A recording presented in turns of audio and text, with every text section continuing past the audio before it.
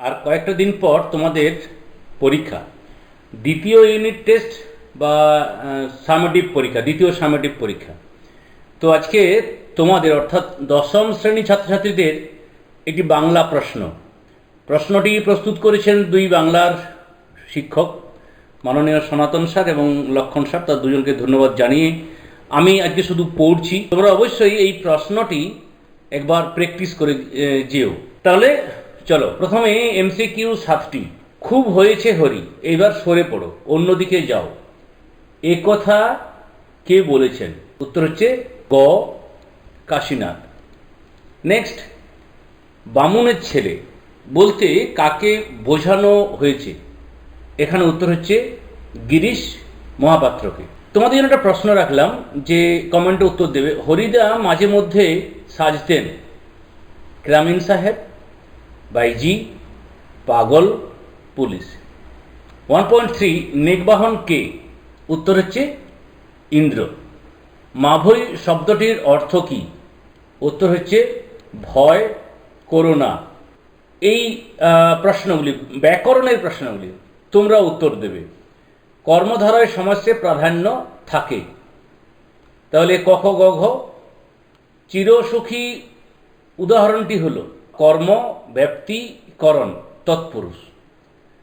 রূপক কর্মধারয় একটি উদাহরণ, এখানে ক্রোধানল অর্থাৎ গ।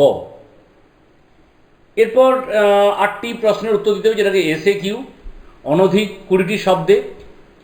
প্রথমে 3টে প্রশ্ন আছে, তার থেকে 2টো। মৃত্যু গহন অন্ধকূপে, অন্ধকূপ কি? কিন্তু অনুমতি দেহ, কোন অনুমতির প্রার্থনা করছেন? মহাশকী রাক্ষসাধিপতি, তার মহাশকের কারণ কি? এরপর 3টে প্রশ্ন থাকবে, 2টো উত্তর দিতে হবে। একটা, আতঙ্কের হল্লা বেজে উঠেছিল, কোথায় আতঙ্কের হল্লা বেজে উঠেছিল? সহসা আশঙ্কা হয়, কি আশঙ্কা হয়? কি অদ্ভুত কথা বললেন হরিদা? হরিদার কোন কথাকে অদ্ভুত বলে মনে হয়েছিল?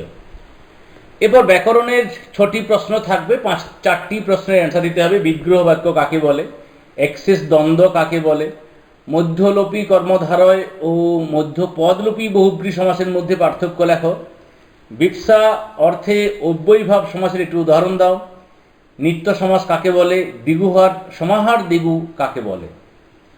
এরপর চলে এলাম 3 নম্বর মানের প্রশ্নে, যেখানে 60টি শব্দে একটি প্রশ্নের অ্যান্সার করতে হবে। 2টো প্রশ্ন থাকবে এখানে। কে কবে শুনেছে লোক মরি পুনঃ বাঁচে? কারোক্তি। বক্তার এ হতাশার কারণ কি? তোমরা নিশ্চয়ই বাংলার সাজেশন দেখেছো এবং সেখানে কোশ্চেন প্যাটার্ন ডিসকাস করা হয়েছে, সাজেশনও ডিসকাস করা হয়েছে, দেখে নেবে, ডেসক্রিপশনে লিঙ্ক থাকলো। 3.2, দ্বাদশ রবির বহ্নি জ্বালা, ভয়াল তাহার নয়ন পটায়। দ্বাদশ রবি কি? এরূপ মন্তব্যে তাৎপর্য কি? তারপরে আরেকটি 3-এর প্রশ্ন গল্প থেকে। বাস্তবিক এবং তৎপর এত বড় কর্মকুশলা মেয়ে আর যে কেহ আছে মনে হয় না। এখানে কোন মেয়েটির কথা বলা হয়েছে? তার সম্পর্কে এরূপ ধারণা হয়েছে কেন? অদৃষ্ট কখনো হরিদার এই ভুল ক্ষমা করবে না। হরিদার কোন ভুলের কথা বলা হয়েছে? অদৃষ্ট ক্ষমা না করার পরিণাম কি? 5 মানের প্রশ্ন। প্রথম প্রশ্ন, ভাঙা গড়া খেলা যে তার কিসের তবে ডর? ভাঙা গড়া কার খেলা?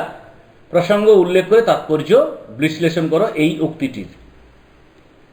থাকিতে দাস যদি যাও রণে, তুমি এই কলঙ্ক পিত ঘুষিবে জগতে। এখানে কোন কলঙ্কের কথা বলা হয়েছে? দাস বলতে কাকে বোঝানো হয়েছে? উদ্ধৃত অংশে বক্তার চরিত্রের কোন দিকটি ফুটে উঠেছে তা লেখো। 1+3। এখান থেকে 2টো প্রশ্নই 5 নম্বরে নেওয়া হয়েছে, কারণ এই 2টো কবিতা থেকে মাধ্যমিকে 5-এর প্রশ্ন আসার সম্ভাবনা বেশি। আর যে 2টো গদ্য রয়েছে সেই 2টো গল্প থেকে 5-এর প্রশ্ন আসার সম্ভাবনা কম। এরপর নাটক 4 নম্বর মানের 2টো প্রশ্ন থাকবে, একটা করতে হবে। কিন্তু ভদ্রতার অযোগ্য তোমরা, কাকে উদ্দেশ্য করে কথাটি বলা হয়েছে? এরূপ বলার কারণ কি? দ্বিতীয় প্রশ্ন, বাংলার ভাগ্যাকাশে আজ দুর্যোগের ঘনঘটা, বক্তাকে তার এরূপ মনে হয়েছে কেন? এরপর কোনি থেকে, কম্পিটিশনে পড়লে মেয়েটা তো আমার পা ধোয়ার জল খাবে, বক্তাকে কোন প্রসঙ্গে উক্তি? এই বক্তার কোন মনোভাবের পরিচয় মেলে। এটা বুকের মধ্যে পুষে রাখুক। বুকের মধ্যে কি পুষে রাখার কথা এখানে বলা হয়েছে? খিদ্দা কেন এই পুষে রাখার কথা ভাবছেন?